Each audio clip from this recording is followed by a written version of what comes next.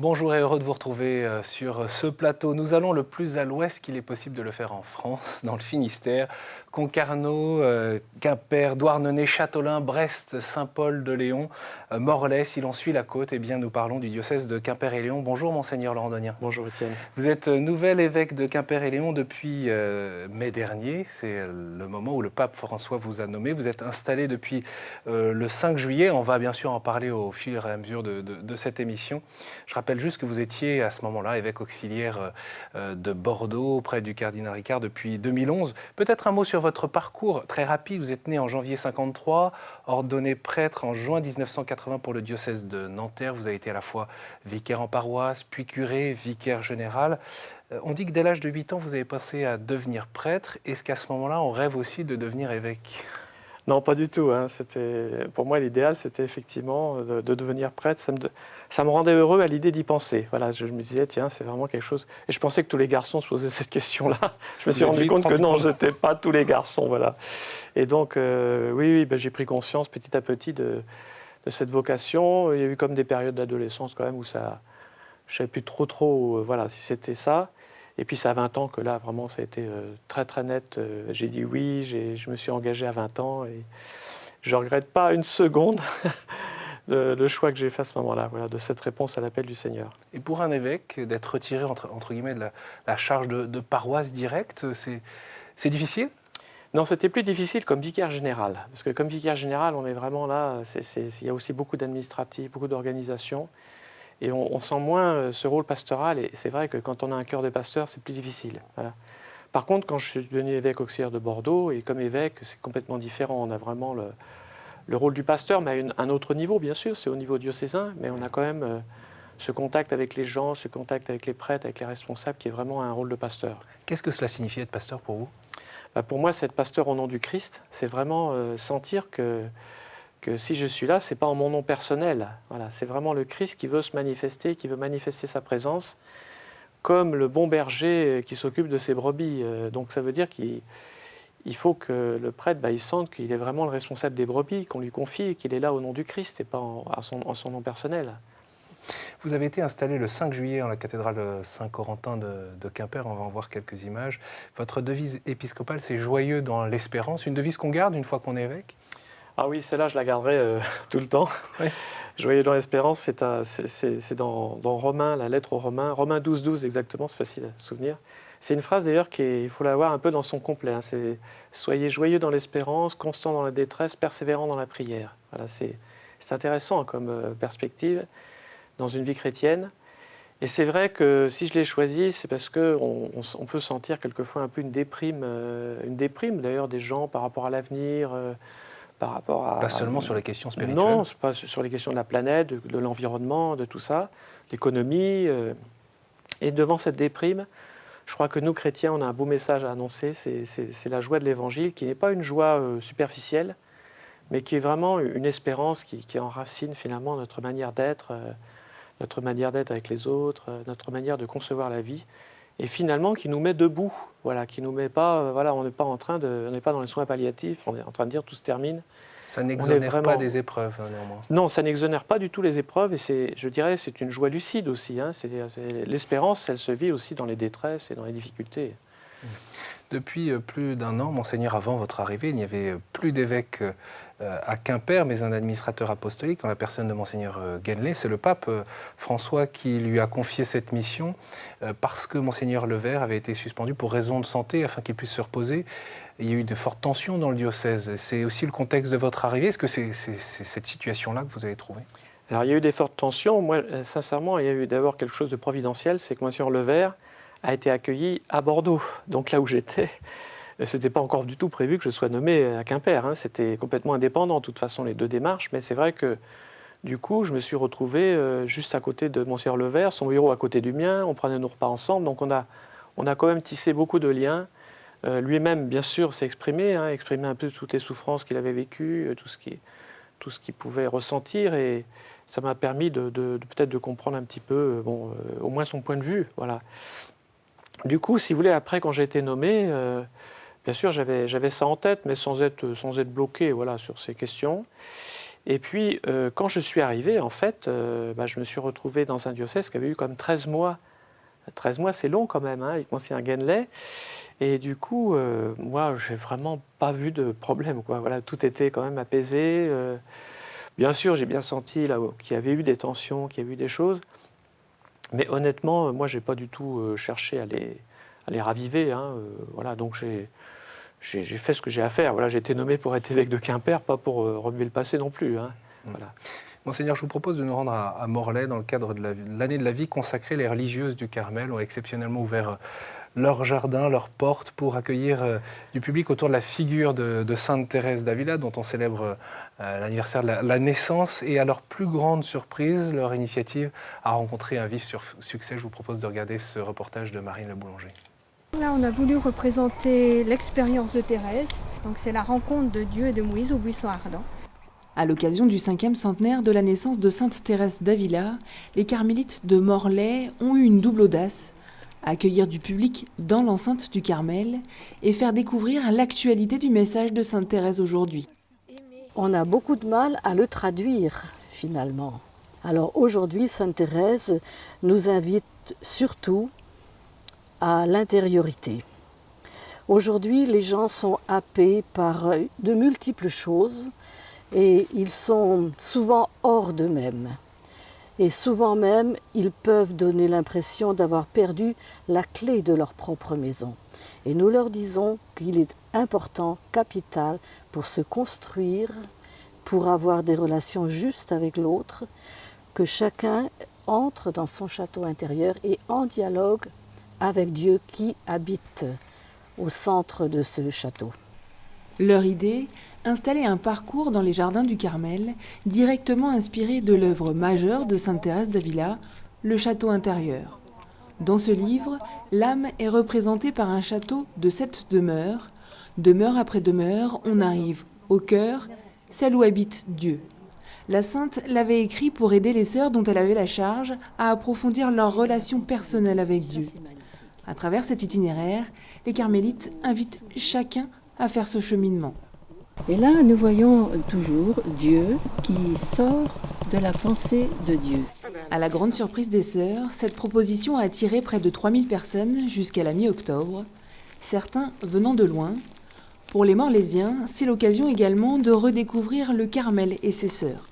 Cette expérience est tellement extraordinaire qu'on ne pourrait pas l'imaginer, que notre vie actuelle, on est tous avec des vies très actives, et se prendre cette petite heure rien que pour le Seigneur, rien que pour, avec les sœurs, pour comprendre Sainte Thérèse, comment elle a pu faire fonder quand même le fondement de ce Carmel il y a 500 ans. 500 ans, et c'est si moderne maintenant, aujourd'hui, qu'on est obligé de se dire, mais nous, comment on se pose, nous, dans notre vie actuelle, de maman, de femme, de travailleuse, de comment, et de se dire, en fin de compte, c'est très actuel. C'est le cheminement qui est intéressant.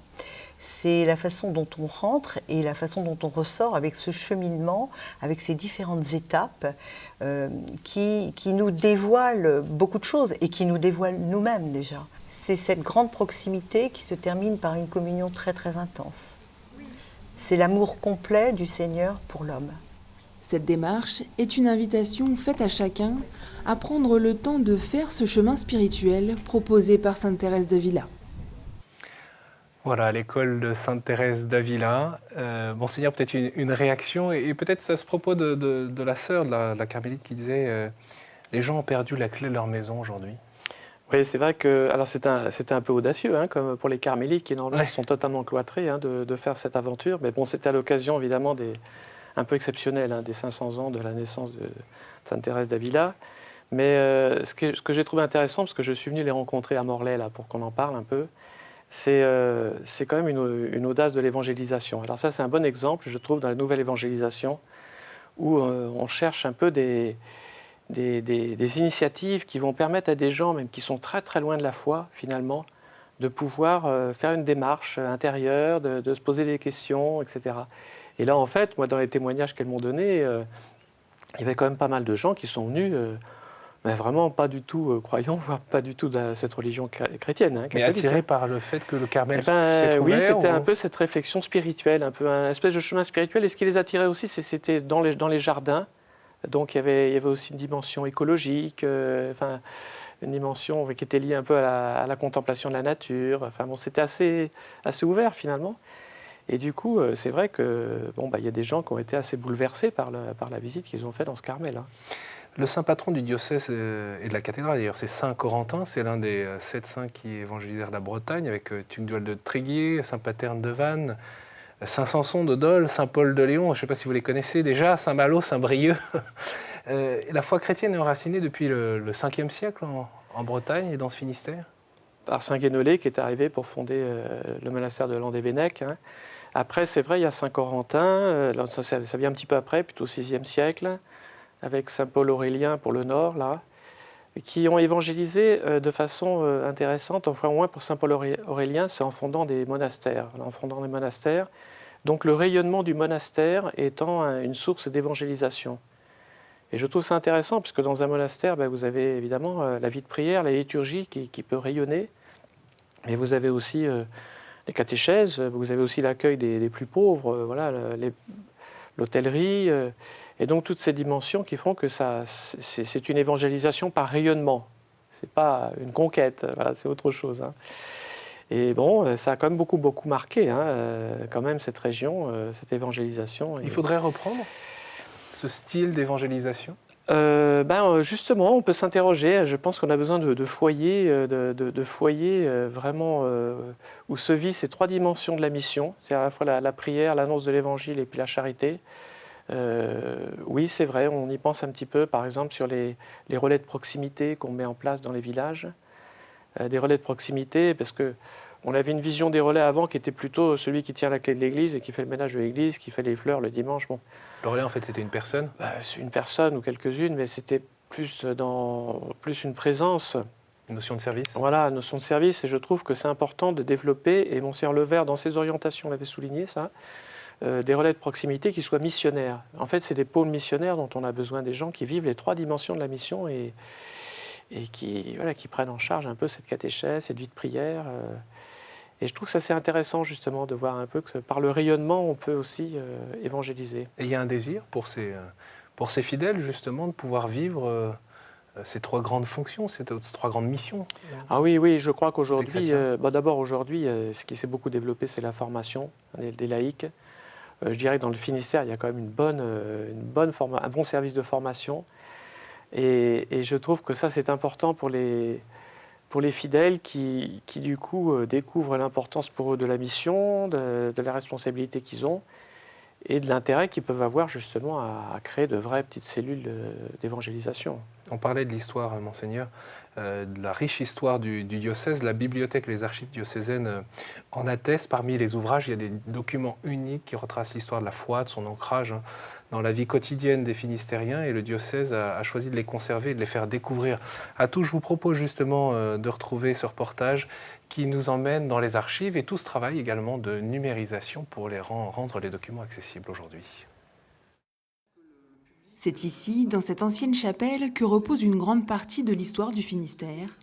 Sur ces rayonnages, près de 90 000 ouvrages du patrimoine littéraire, historique et artistique du diocèse sont rassemblés depuis la fermeture du grand séminaire dans les années 70.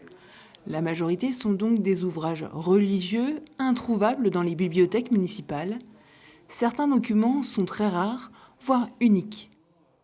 La correspondance de Monseigneur Dombido de Crouseille, premier évêque du nouveau diocèse de Quimper et Léon. Son intérêt historique au niveau de la relation entre l'Église et l'État à cette époque. Notre richesse de fonds bretons avec beaucoup de livres en breton ou de livres anciens. Sachant que les livres bretons étant toujours édités en faible exemplaire, c'est vrai que c'est quelque chose d'assez recherché. Parcourir ces ouvrages et les archives également regroupées ici, c'est le moyen de découvrir comment se vivait la foi à travers les siècles dans le diocèse et voir à quel point elle était ancrée dans le quotidien des habitants. aussi une histoire quand même spécifique dans le Finistère, avec une église qui est traditionnellement très prégnante et très proche.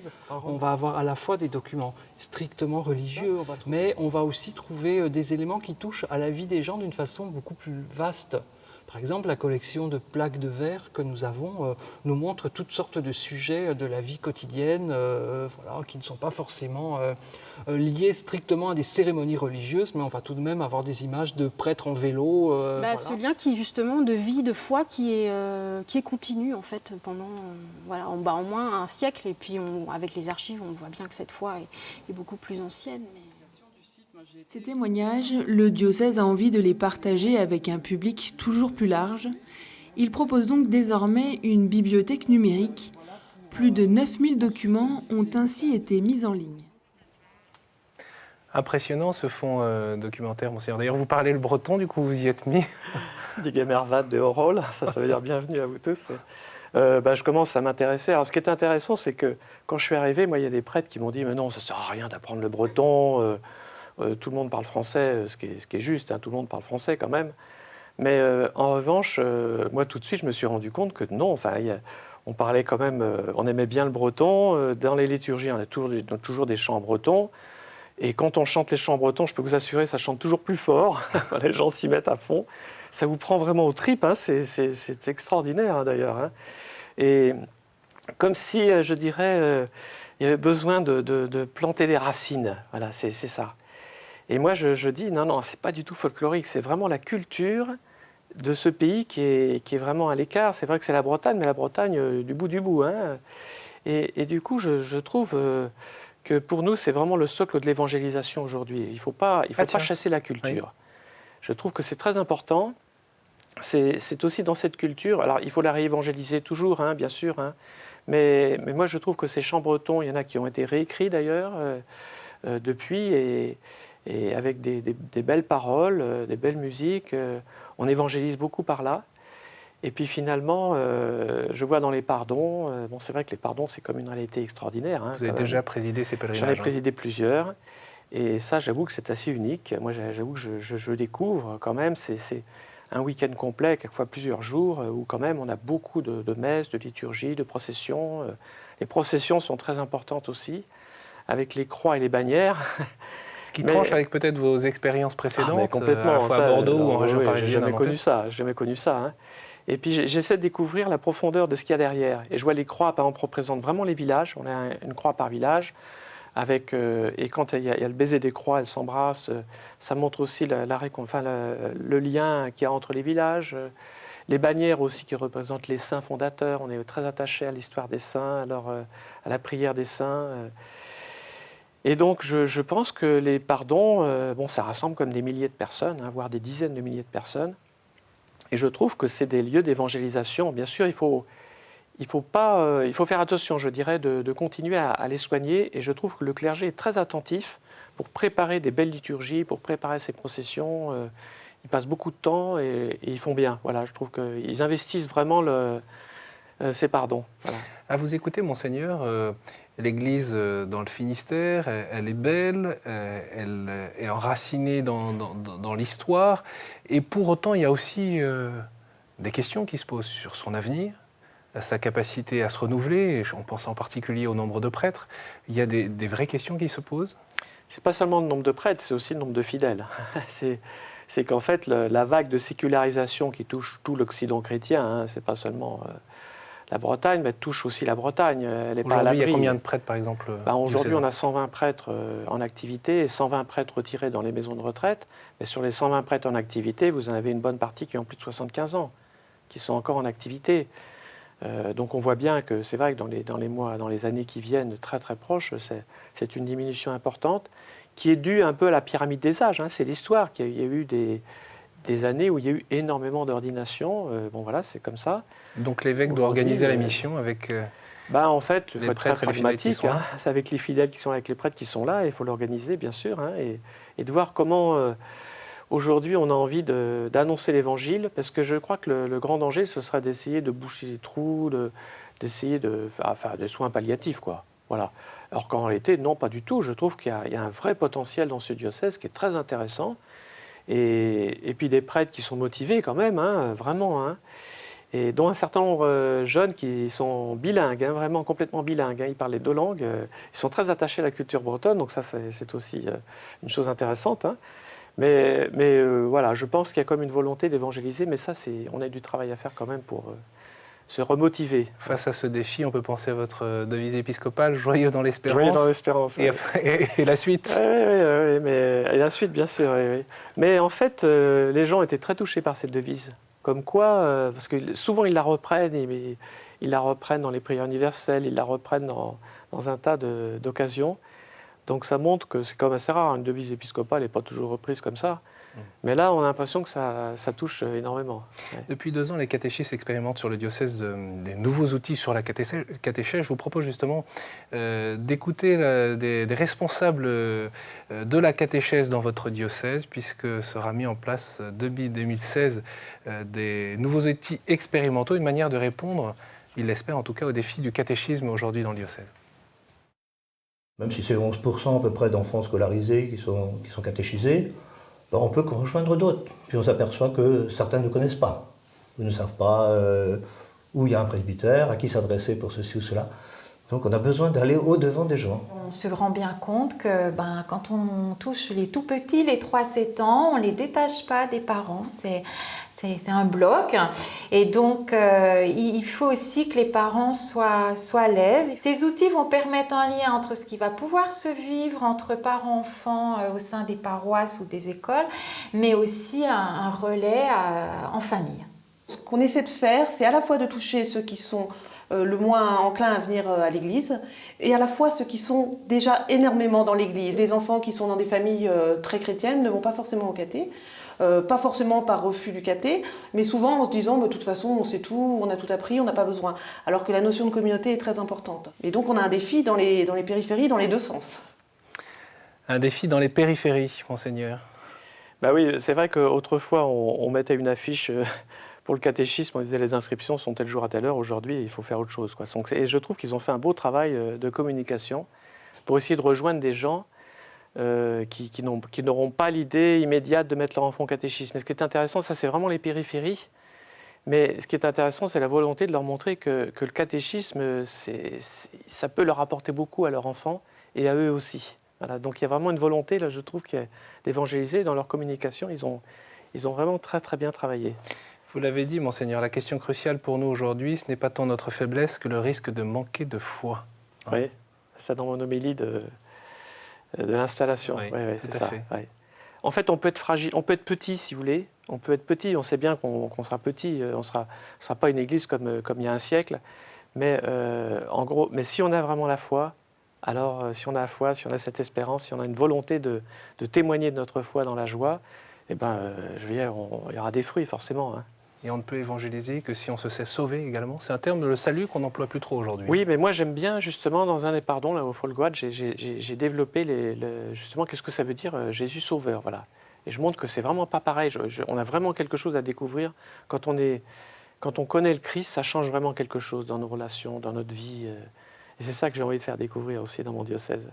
Monseigneur Donien, puisque vous arrivez dans votre nouveau diocèse de Quimper et Léon, au fond, quel est le programme de travail pour un évêque quand il arrive ? D'abord, c'est de répondre aux courriers énormes, énormes, et puis les demandes de rendez-vous qui sont considérables. Voilà. Mais une des premières choses, comme je suis arrivé le 5 juillet, c'est que je voulais aussi présider tous les pardons, les grands pardons, parce que pour moi, c'était vraiment une manière de m'insérer, et puis de présider le pèlerinage diocésain à Lourdes. On a comme rassemblé 900 personnes. Ça, c'était quand même pour moi des moyens de m'insérer vraiment dans le peuple qui m'est confié.